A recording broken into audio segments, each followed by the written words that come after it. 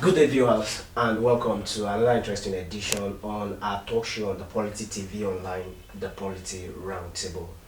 On the talk show today, I have with me a very prominent Yoruba monarch, and he's no other person than the olowo of Owo. His Imperial Majesty Oba Ajibade Gbadegeshin Ogunye the Third, the olowo of our kingdom. Kabiyesi, sir. Thank you. Yes, sir. I am delighted and, of course, grateful that out of your tight schedule, you give us this opportunity of this media chat. Kabiyesi, I'd like to take you up on issue of culture. How well as the Olowo of Owo projected the varieties of the Owo traditions that make Owo kingdom tick? Well, over here, we pride ourselves as a land of tradition, a land of culture, and a lot of festivals. We practically live by those precepts. The kingdom itself was a product of culture right from the time of the first Olowo of Owo, Oba who established the kingdom in year 1019 AD. As we speak, was about 1,003-4 years old. He was succeeded, he was one that migrated from Ife as one of the sons of Oduduwa, who settled in various places before. He was succeeded by his son, Olowo Imade, whom the great Imade College was named after. So he was the one that practically took us here in Owo. And thereafter he was succeeded by subsequent Olowos. As we speak, I'm the 32nd Olowo of Owo that has reigned here. So our life ever since has been that of culture and tradition. Ours is so unique, so exceptional that at times it's incomparable with any other kingdom in Yoruba land. The only kingdoms that I can really say that are comparable to or that have similar to that of ours, that of Ife and Benin, and were situated in between Ife and Benin.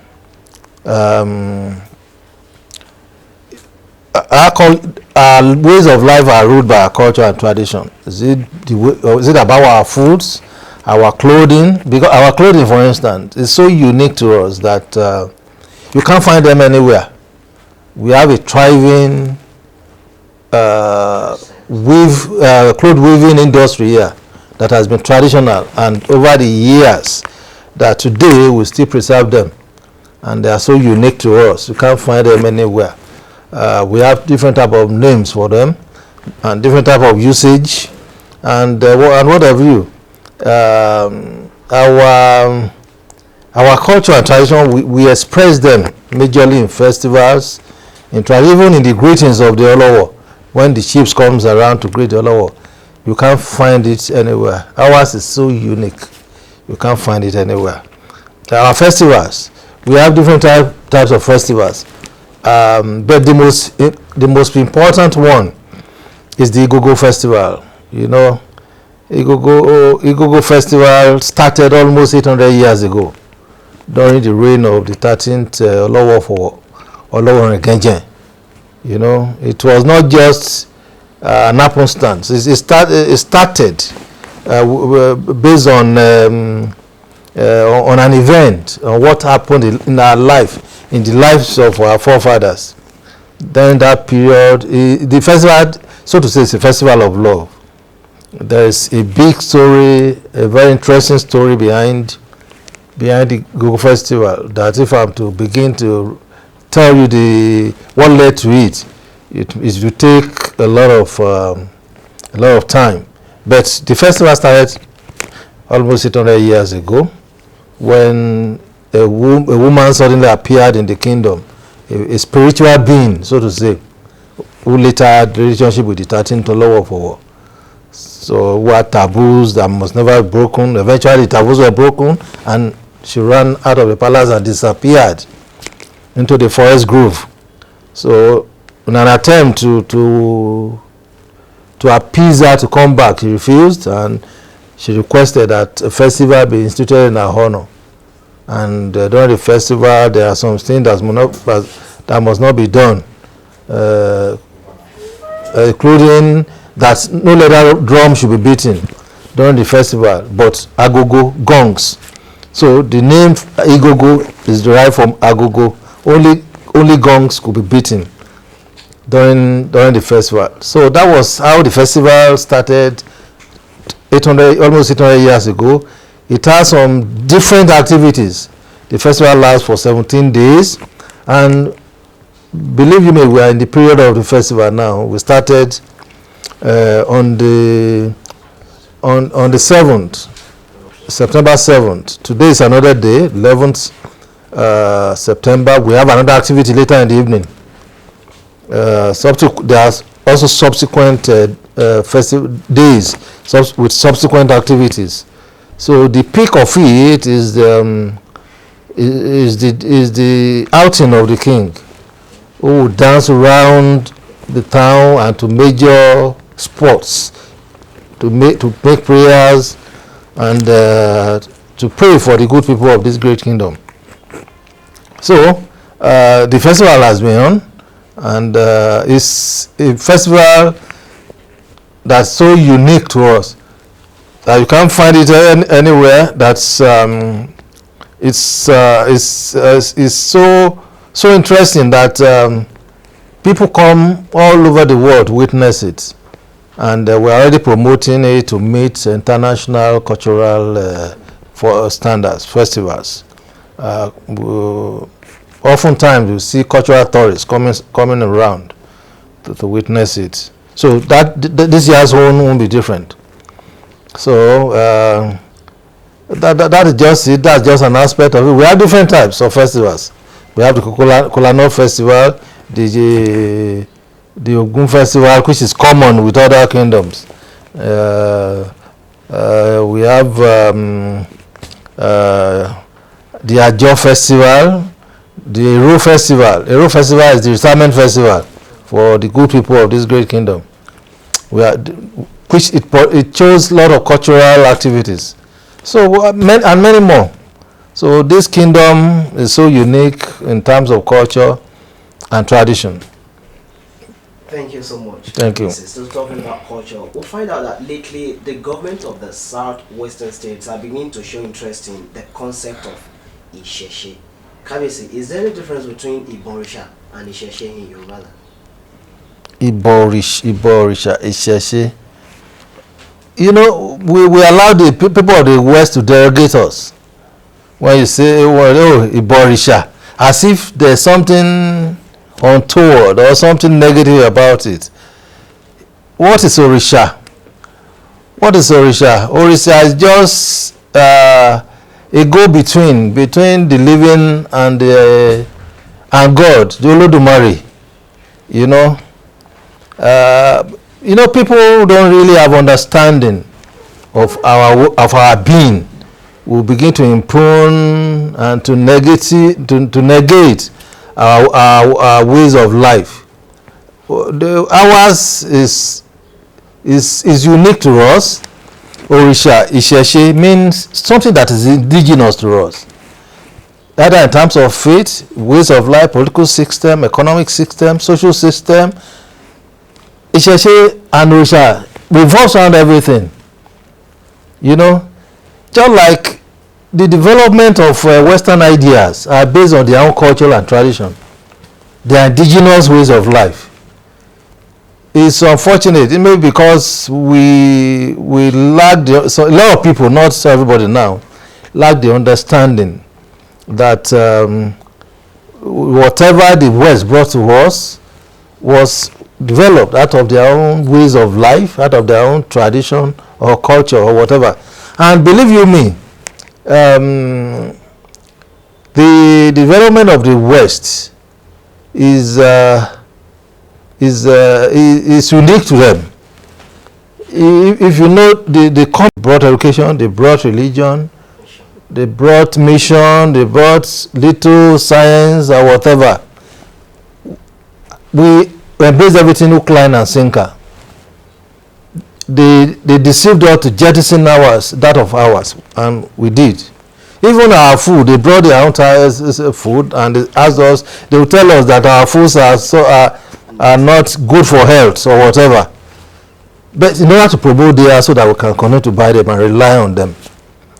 But the difference between us and some other countries that were colonized was that while we accepted Western ideas, hook, line and sinker, other people, other nations that were colonized were able to think and accepted the one that could be so beneficial to them. Take for instance India. As the West brought us education, religion, little science and whatever, so the same thing happened in India. But the people of India accepted the Western education. They accepted the Western technology, but they jettisoned their religion. And today, India is in the moon. India is in the moon. Because religion is so unique that it should take over an individual completely. If one is not skeptical, one will not be able to think deep. It take over you beyond your imagination, that it rules you, so to say. Here in Africa, we've allowed foreign religion, so to say, to take over us. We jettison those that are ours. Imagine that you are Yoruba man, right? Or where are you from? I'm Isoko. Isoko, yes. Either Isoko, we are still Africans. Imagine us embracing our own traditional religious system, and a leader who comes forward to lead us and is made to swear through maybe Ogun, Shango, Oya and whatever. Will it touch the resources, the state resources, to personalize it? It will not. But today our people will hold the Quran, hold the Bible. I swear so. This the following day when he zooms in the office, he's thinking about what will be so beneficial to him personally. That is just it. Say in India today, an average Indian believes in Hinduism, which is indigenous to the people of India. They know the consequences of misbehavior when they swear, maybe through the process of Hinduism or whatever. But even the faith itself in Hinduism will have turned around positively the mind of an average Indian to give service to people, to society, to lead and to lead well. You know, when you see an average Indian leader, when you see he composes himself, he's so only, and he will. I'm not saying they are 100% saints, but you see the element of commitment or service to people, of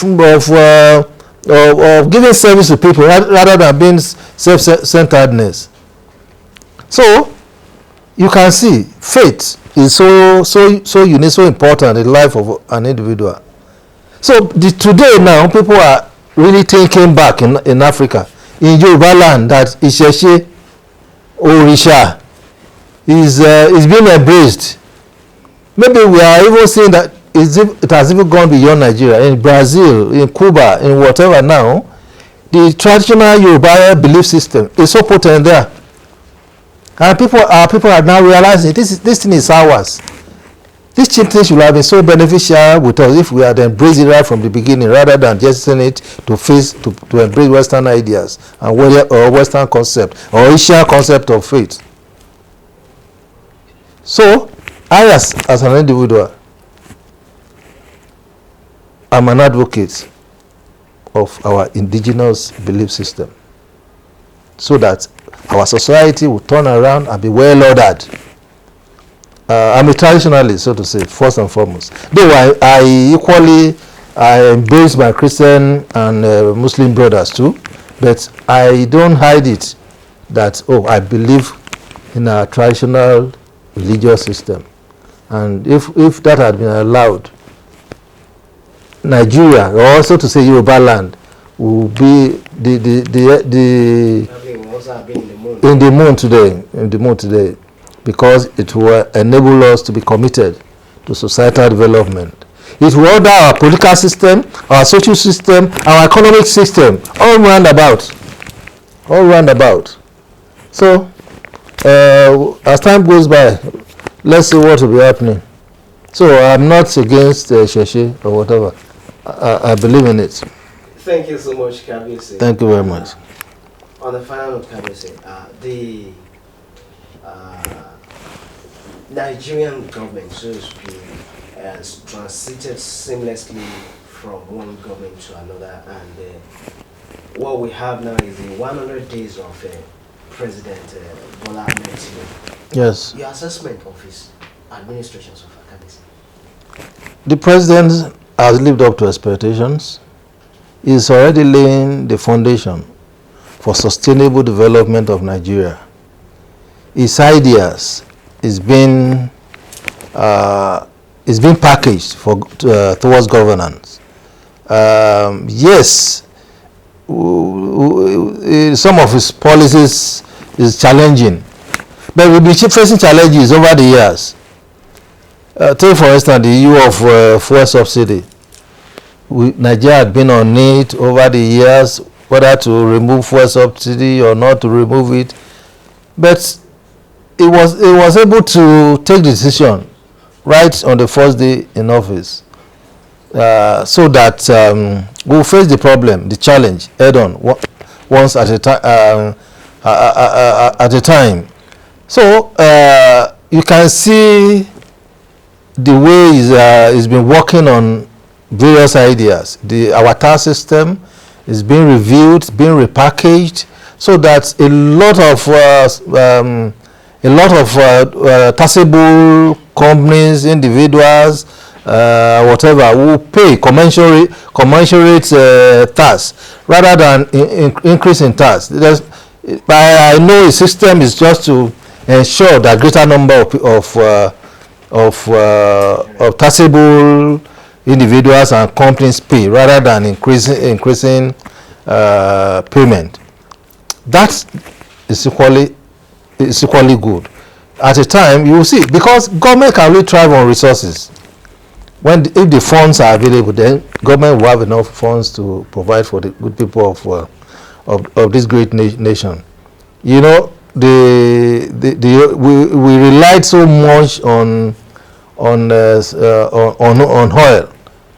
Now that other sources are being looked into, the mineral resources of our nation, agriculture, reviving our moribund industries, those will add greater addition to the resources that will be available to government to service the good people of this great kingdom. I believe that we have the right president there today, and we should support him. We should allow him to lead. We should allow him, because this is a man that has the experience.